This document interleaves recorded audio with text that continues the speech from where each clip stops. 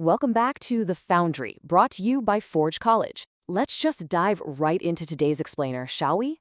So, if you were with us for our last session on foundations of integrated deployment frameworks, well, your smart contracts are already off the ground. But today we're looking at the actual heartbeat of your tokenomics. We're talking about locking up tokens so nobody, and I mean absolutely nobody, runs away with the bag on day one. Let's deconstruct cliff and linear vesting mechanics. Okay, so here's our builder's blueprint for today. 1, the vesting vocabulary. 2, vested versus releasable tokens. 3, the clamped linear formula. 4, a real-world timeline. And finally, number 5, the Solidity code snippet. All right, let's kick things off with part 1, the vesting vocabulary. Let's deconstruct the machine. First up, we've got the start. And honestly, this is incredibly simple. Think of the start as the exact moment you literally press the button on a stopwatch. It is the moment the token release schedule officially wakes up and starts ticking forward. Next, we have the cliff. Now think of the cliff as this stubborn, incredibly heavy bank vault door. It absolutely will not open no matter how nicely you ask, no matter how much you beg, until a very specific predetermined timestamp is reached. Until then, your tokens are locked tight. No exceptions. And finally, duration. So once that cliff vault actually swings open, the duration is the total time span over which the tokens vest. You can picture linear vesting kind of like a perfectly calibrated dripping faucet. It slowly, steadily, and completely predictably fills your cup, drop by drop, until the whole duration has passed. Moving on to part 2, vested versus releasable tokens. Let's get into the physics of the machine. Okay, so here is the absolute crucial distinction you need to make. The vested amount is your total entitlement earned on paper. It's the grand total of what you own, completely independent of what you've actually claimed. The releasable amount, on the other hand, well, that's the liquid reality. It's exactly what you can transfer and put in your pocket right this very second. And let me tell you, confusing these two is pretty much the fastest way to create a catastrophic bug in your tokenomics. And this right here brilliantly illustrates the solution. Releasable equals vested minus released. This subtractive accounting formula, this is the core aha moment of the entire lesson. You just take what you've earned on paper, subtract what you've already walked away with, and whatever is left is what you can claim today. It's so simple, but it is so powerful. Part 3, the clamped linear formula. Time to look at what's governing the math. Now, I want to pose a question directly to you. What do you think happens to the releasable amount if the current time is strictly less than the start time plus the cliff? Remember that stubborn bank vault we were just talking about? The answer is 0. Absolutely 0. A big round goose egg. This is the clamped part of our clamped linear formula. If you haven't passed the cliff yet, the code literally clamps the output down to nothing. The vault is shut tight. But once we finally cross that cliff, we use the standard linear progression formula. So the vested amount at time t equals the total allocation multiplied by the time elapsed since the start, and then all of that is divided by the total duration.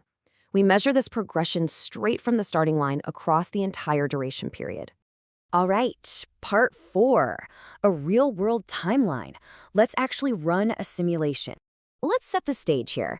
We are going to track a single token allocation from day 0 all the way to day 365.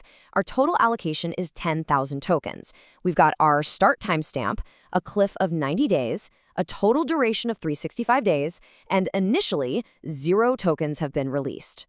So we're going to take a chronological journey across 4 crucial checkpoints. Day 30, which is our pre-cliff phase. Day 90, sitting exactly at the cliff. Day 182, perfectly mid-vesting. And day 400, well after the full vest is complete. Now take a look at how the math actually populates this grid. At day 30, before the cliff, notice how the vested column actually grows to 821 tokens on paper. But look right over at the releasable column. It strictly enforces that cliff rule with a solid 0. Now, at day 90, the vault opens, and boom! Suddenly 2,465 tokens become releasable. At mid-vesting, it jumps to 4,096, and by day 400, the full 10,000 tokens are completely unlocked. But hey, what if someone makes an early withdrawal? This is where we see our subtractive accounting in action. Let's say at mid-vesting, the user already claimed 2,000 tokens. Our formula dynamically updates. You take the 4,986 vested on paper minus the 2,000 they already claimed, which leaves a perfectly calculated 2,986 releasable tokens. Clean, precise, and completely bug-free. Which brings us to part 5, the Solidity code snippet. Let's look at the final schematic. Think of this as a simple assembly process for our token machine. Step 1, we prepare our parameters. Step 2, we implement the clamped linear formula. And step 3, we validate those outputs against our timeline. Right here is the absolute first line of defense in your code. If the current time is less than start plus cliff, return 0. This single line enforces the cliff lock perfectly. It is basically the digital equivalent of that massive bank vault door. Next up, we have the core calculation. Vested equals total allocation multiplied by elapsed divided by duration. Now, a quick warning for all the builders out there. Remember that integer division in Solidity truncates towards 0. Small rounding differences are definitely going to happen, which is exactly why we always write tests. Unless you actually enjoy losing your users' money. And we finish our schematic off with our trusty subtractive accounting line. Return vested minus released. Obviously, you're going to want a quick check just above this to guard against underflow, because, well, breaking the smart contract space-time continuum is generally frowned upon in Web3. Okay, let's quickly summarize the 3 golden rules to really solidify all this before you go off writing full contracts. Number 1, parameterize your schedules explicitly. Number 2, use clamped linear formulas to enforce those pre-cliff locks. And number 3, always apply subtractive accounting to prevent double counting. So here is my final question for you. Now that you literally hold the keys to the vault, are you ready to write the code that commands millions of dollars in token liquidity without a single flaw? I mean, you have the mathematical foundation to do exactly that right now. To master storage, access control, and to take that next massive leap in your Web3 journey, be sure to visit forge.college. Thanks for joining me on this explainer, and happy building.